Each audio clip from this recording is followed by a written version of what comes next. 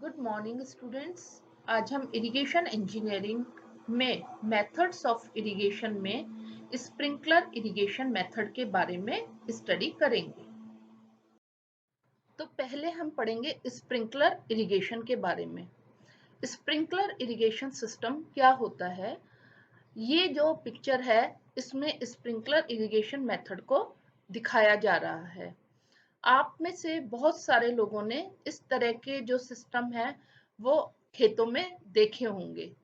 तो इस मेथड को हम जिसमें हम पानी को वर्षा के फॉर्म में अप्लाई करने की कोशिश कर रहे हैं, इस मेथड को हम बोलते हैं स्प्रिंकलर इरिगेशन मेथड।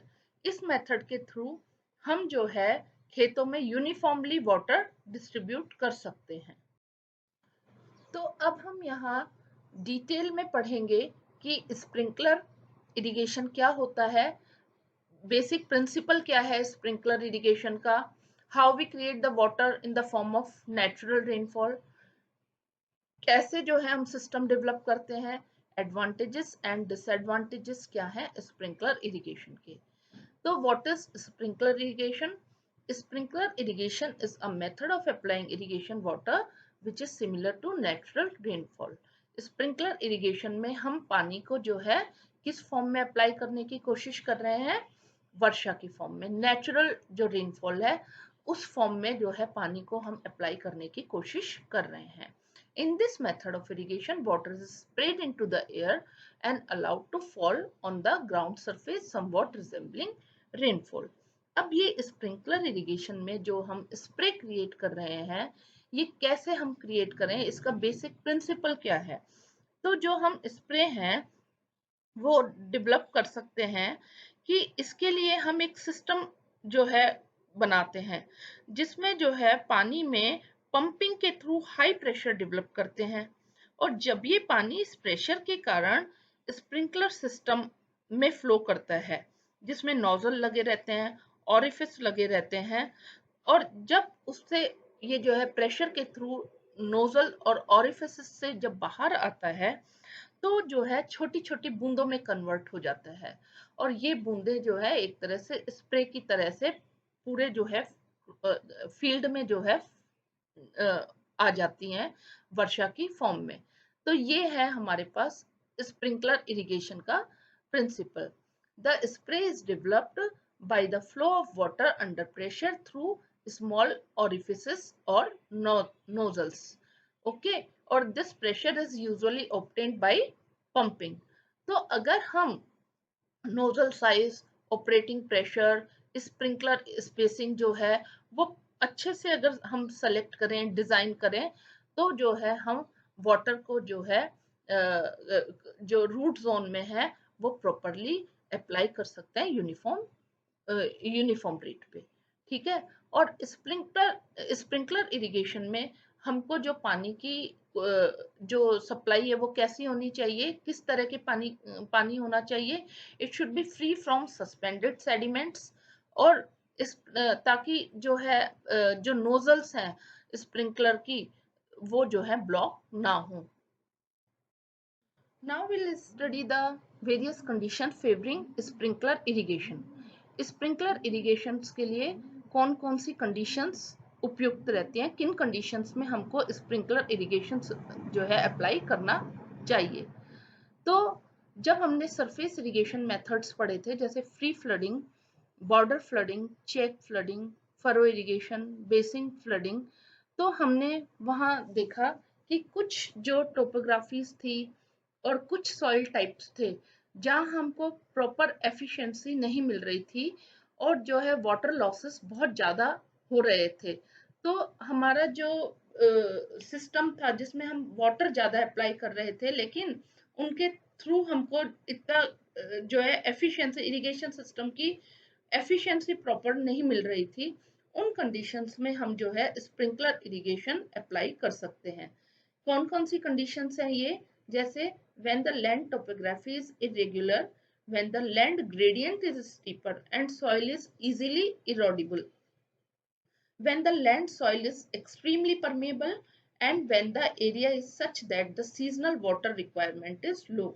तो जब हमारे पास लैंड टोपोग्राफी इरेगुलर होती है या जो ग्रेडियंट है, जो स्लोप्स हैं वो स्टीपर हैं और सॉइल जो है इजीली इरोडेबल हो जाती है या लैंड सॉइल बहुत ज्यादा परमेबल होती है, उस कंडीशंस में वाटर लॉसेस हमारे पास सरफेस इरिगेशन मेथड के थ्रू ज्यादा होते हैं।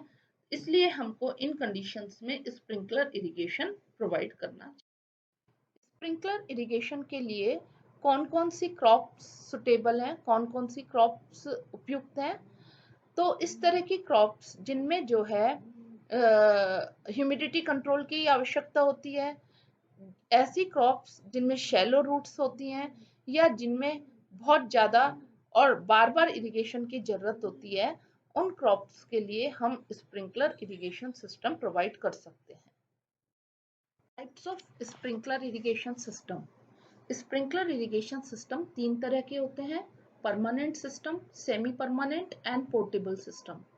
परमानेंट सिस्टम में as the name indicate that permanent system जो है इसमें वाटर जो सोर्स है, पंपिंग सिस्टम है, लेटरल्स हैं, मेन्स हैं, सब मेन्स हैं, ये सब जो है परमानेंटली जो है हम वहां पे डेवलप करते हैं।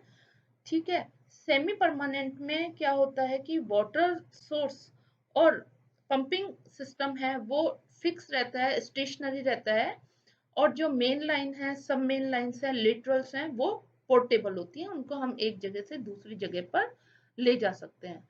And portable system is completely portable, means हम सिस्टम को पूरी तरह से एक जगह से और दूसरी जगह पर जो है शिफ्ट कर सकते हैं। ये होता है portable system. What are the various component part of the sprinkler system?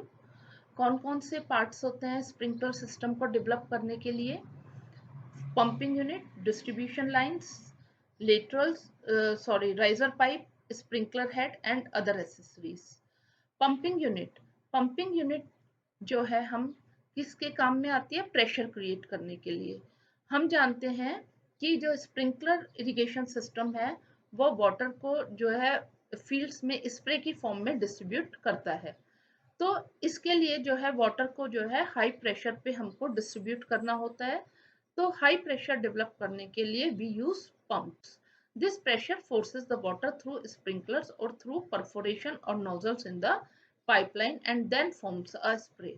Spray form करने के लिए जो है ये जो पंपिंग के थ्रू जो प्रेशर क्रिएट किया जाता है, इससे जो वाटर है वो स्प्रे में कन्वर्ट हो जाता है। तो इसके लिए हम हाई स्पीड सेंट्रीफ्यूगल और टरबाइन पंप्स यूज कर सकते हैं। ठीक है। उसके बाद डिस्ट्रीब्यूशन लाइंस हैं। वाटर को जो है डिस्ट्रीब्यूट करने के लिए कौन कौन सी लाइंस हम डालते हैं? मेन लाइंस, सब मेन लाइंस और लेटरल्स। जैसा कि आप इस पिक्चर्स में देख रहे हैं, पंपिंग यूनिट से जो है मेन लाइन निकल रही है और मेन लाइन से सब मेन लाइंस और लेटरल्स जा रही हैं। और उसके बाद जो है राइजर पाइप। इन जो है आप देख रहे हो यहाँ पे लेटरल पाइप्स पे जो है ये कौन कौन से पाइप्स लगे हुए हैं? राइजर, और राइजर के ऊपर जो लगा हुआ है that is sprinkler head. Sprinkler head में नोजल्स होते हैं और ये नोजल्स फिक्स्ड भी हो सकते हैं और रोटेटिंग भी हो सकते हैं। फिक्स्ड में एक डायरेक्शन में वाटर जो है डिस्ट्रीब्यूट होता है, तो हमको इनकी डायरेक्शंस को चेंज करना होता है। रोटेटिंग में जो है नोजल्स रोटेट करते रहते हैं। ठीक है। उसके अलावा जो है अदर एक्सेसरीज होती हैं, जैसे वाटर मीटर होता है, प्रेशर गेज होता है। Sometimes we provide fertilizer applications के लिए जो है फर्टिलाइजर एप्लीकेटर्स लगा देते हैं, जिसमें जो सॉल्युबल केमिकल फर्टिलाइजर्स हैं वो जो है स्प्रिंकलर सिस्टम में जब वाटर डिस्ट्रीब्यूट होता है उसके साथ साथ अगर हम ये केमिकल्स भी इंजेक्ट कर दें तो वाटर के साथ साथ केमिकल्स भी हम जो फर्टिलाइजर्स हैं वो भी हम प्रोवाइड कर सकते हैं।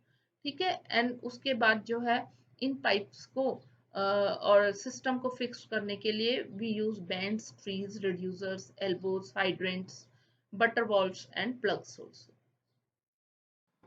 इस पिक्चर में हम स्प्रिंकलर सिस्टम के सारे कंपोनेंट्स देख पा रहे हैं कि कैसे वाटर सोर्स से वाटर को पंप करके बाईपास वाल्व के थ्रू जो है मेन लाइंस में ले जाया जा रहा है और मेन लाइंस के थ्रू जो है वाटर कहाँ जा रहा है, लेटरल में जा रहा है।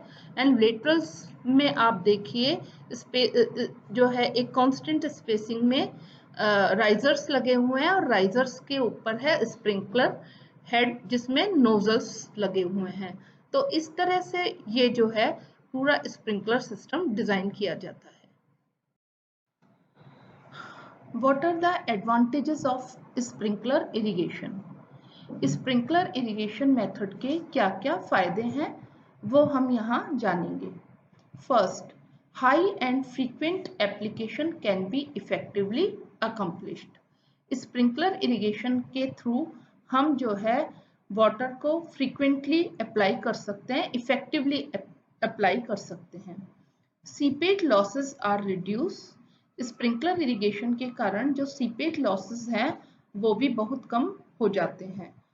और land levelling is not required. जैसे हमने सरफेस इरिगेशन मेथड्स में जाने थे कि कुछ मेथड्स में हमको लैंड लेवलिंग करनी पड़ती है ताकि वाटर वहां पे स्टैंड रह सके, वहां पे वाटर रुक सके। बट स्प्रिंकलर इरिगेशन में हमारा वो जो कॉस्ट है लैंड लेवलिंग का और जो हमारे पास मेहनत है वो बच जाती है। Okay, and then in a sprinkler system the water is to be applied at a rate lesser than the infiltration capacity of the soil and thus avoiding surface runoff।